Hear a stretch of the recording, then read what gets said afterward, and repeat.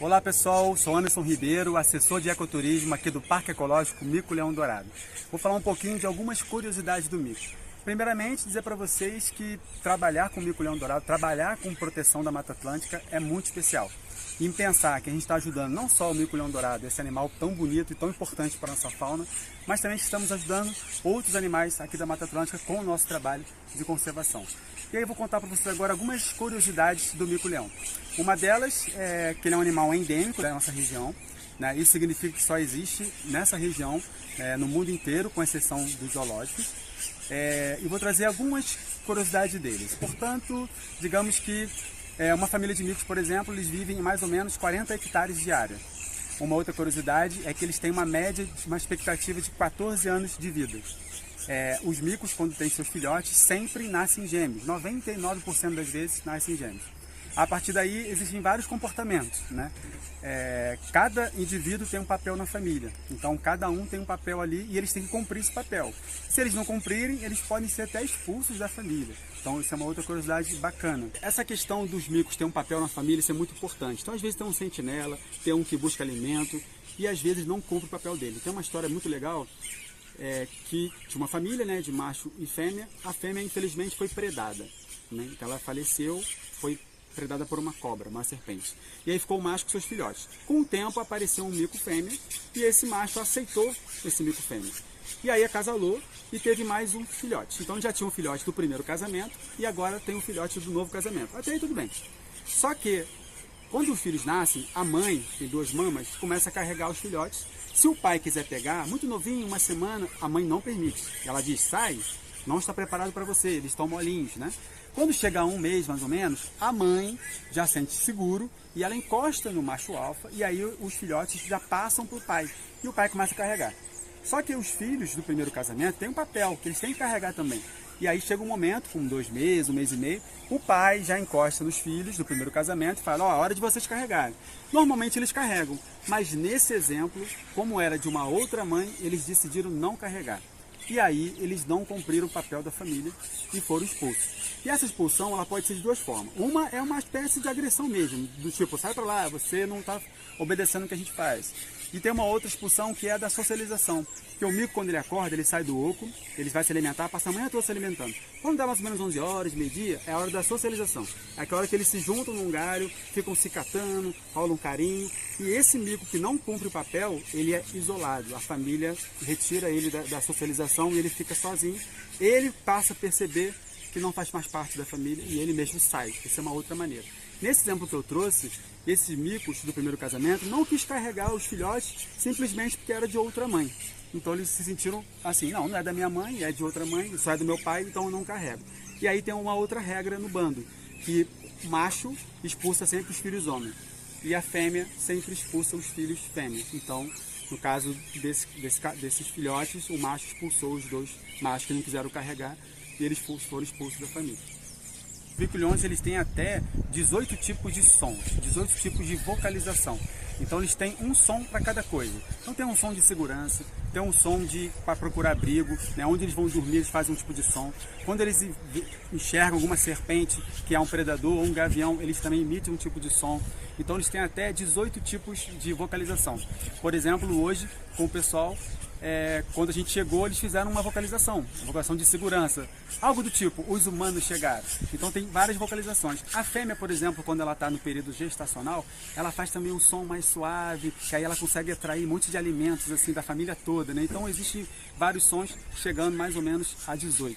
E outra curiosidade, pessoal, a família de micos, o mico, ele é territorialista. Então, cada família vive em mais ou menos um espaço de 40 a 50 hectares de área. Então, quando um casal tem seus filhotes, né, sempre nascem gêmeos, e a partir daí eles têm mais filhotes, mais gêmeos, e aí ficam 4 indivíduos no grupo, 6 indivíduos, até 8 indivíduos. E aí, o mico quando nasce, de 0 a 6 meses, é um mico infantil.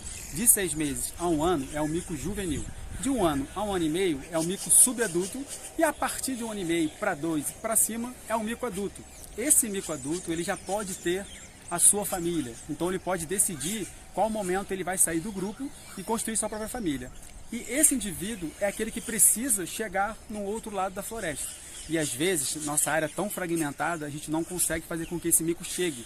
Por isso, esse importante trabalho da associação de conectar florestas. Uma vez conectando, esse mico, que às vezes atinge a idade de 3 anos, por exemplo, ele pode decidir sair e construir sua família. Então ele sai do território, como mico é territorialista, ele não constrói a sua família junto com os pais, então ele sai por esse corredor que a gente construiu e chega no outro fragmento. Nesse outro fragmento, ele vai sentir o cheiro, porque os micos eles têm glândulas externas, então ele esfrega o peito na árvore e deixa cheiro. Se esse mico chegar lá e sentir que já tem micos por ali, ele não vai ficar nessa área, ele vai procurar uma outra área, até chegar numa localidade onde ele sabe que não tem mico, e a partir dali ele tenta encontrar uma fêmea, se for o caso de um macho, e construir ali uma família do zero, e aí sim podendo procriar, né, com essa dispersão e ocupar todo esse fragmento, esse novo fragmento de floresta. O mico é monogâmico, só que às vezes eles quebram as regras. Nós temos uma história bem interessante lá na Afetiva, numa fazenda parceira que a gente visita micos, que existe muito o encontro dos micos ali, né? Porque eles decidem o território deles, é de olho esse território, né? Então eles sabem que daqui para trás é nosso território.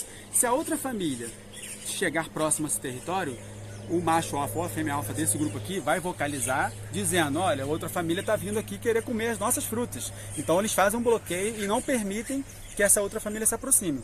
Só que às vezes, nesse encontro, nesse conflito, existe uma guerra, uma briga, né? Uma guerra de vocalização, um gritando por outro, e às vezes, né, o macho fica na frente, ele deixa sempre a fêmea por segurança atrás, mas também ali naquele front, né, naquele conflito. Só que às vezes uma fêmea ou um membro do grupo se apaixona por um outro mico do outro lado.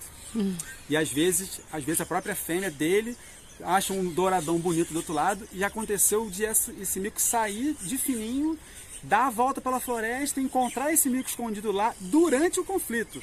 E esse mico acaba acasalando com ela e ela volta correndo. E se o macho pega, bate nela. Uma outra curiosidade é que os micos-leões, eles dormem em emaranhado de bambu, ou em alto de palhoças, ou em oco de árvore, né? Eles gostam mais dos ocos de árvore, né? São verdadeiros buracos em árvores, seja em árvore morta, seja árvore viva. E quando ele vai entrar, o mico-leão ele é diurno, então ele passa o dia todo acordado. Antes de anoitecer, ele já começa a ir para esse oco. Então, ou o macho alfa ou a fêmea alfa entra no oco sozinho para ver se está seguro. Então ele vai entrar, se tiver aranha ele tira, se tiver algum bichinho ele tira. Se for um oco que cabe a família toda, ele vai fazer a vocalização de segurança dizendo, galera, podemos dormir aqui. E aí a família toda dorme ali super tranquilo. Só que uma vez tive uma história que nossa equipe estava monitorando micos com a telemetria, que é um equipamento de localização, e era mais ou menos 8h30 da manhã, e eles jogaram a telemetria para um oco, e os micos estavam lá dentro. Então, por um momento, se achou que os micos estavam predados, porque naquele horário não era comum. Então a nossa equipe improvisou uma escada, subiu no alto da árvore, onde está a entrada do oco, e quando entrou, olhou lá para baixo, tinha o quê? Um outro animal da nossa fauna, que é o ouriço cacheiro, que tem a vida ao contrário, né? Na verdade tem a vida noturna. Então quando o ouriço estava no final da noite, que ele estava indo dormir, ele acabou dormindo no mesmo lugar que os micos estavam, então acabou bloqueando a passagem dos micos. E os micos não conseguiam sair. E aí o nosso colega aqui, Ademilson, conseguiu enfiar a mão no ouriço e tirar de cima, e ele se machucou, se espetou, jogou o ouriço para trás, caiu em cima da outra colega de trabalho, mas aí os micos conseguiram sair e foram aí curtir mais um dia de floresta. Aí, pessoal, tem uma outra história que é muito legal, que é de conectividade, né? A gente tem aí um viaduto, que foi uma luta de muitos anos, né, de consolidação, e hoje ele existe, ele está aqui no nosso parque, é o maior viaduto, primeiro viaduto em rodovias federais do Brasil. E além do viaduto vegetado, né, que é uma importante conexão do Parque Ecológico, né, desse fragmento, para o outro lado, que é Poço das Antas, que é a primeira reserva biológica do Brasil, criada em 74, essa importante conexão vai fazer com que existe a troca genética desses animais, né? Só que além do viaduto vegetado, existe também 10 passagens de copa a copa ao longo desse trecho da BR-101 que vai de Rio Bonito a Casimiro de Abreu, passando por Silva Jardim. Então tem essas 10 passagens, e além das 10 passagens e do viaduto, também temos 15 passagens subterrâneas, passagens que, né, passam debaixo da rodovia. E tem uma história muito curiosa. Um visitante que esteve aqui, as pessoas perguntam, mas funciona? Os bichos atravessam? Sim, no viaduto a gente tem diversas passagens, né? Vocês podem conferir até nas nossas redes sociais, diversas imagens de bichos passando. Na Copa a Copa também tem imagens de mico-leão, até bicho preguiça atravessando. E tem uma história muito bacana das passagens subterrâneas, onde uma vez, ainda durante a obra, né, um visitante que esteve aqui, teve a experiência de estar dormindo na obra, né, tudo escuro lá dentro, ele tinha feito a passagem, mas não tinha acabado ainda, e ele dormindo na sua mochila, ele sente um animal bateu no rosto dele, ele toma um susto, Ele fica de pé, procura a lanterna, acha a lanterna, ilumina e está lá um tamanduá mirim olhando para ele. Ele ficou bravo com o tamanduá, falou: qual foi? O que você está fazendo aqui? O tamanduá, por sua reação, ficou de pé, abriu o braço, né? E ele faz isso para mostrar que ele também é grande.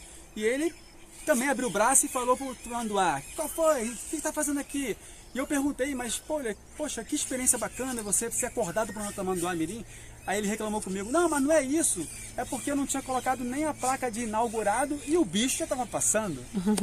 Então essa é uma história também bem legal.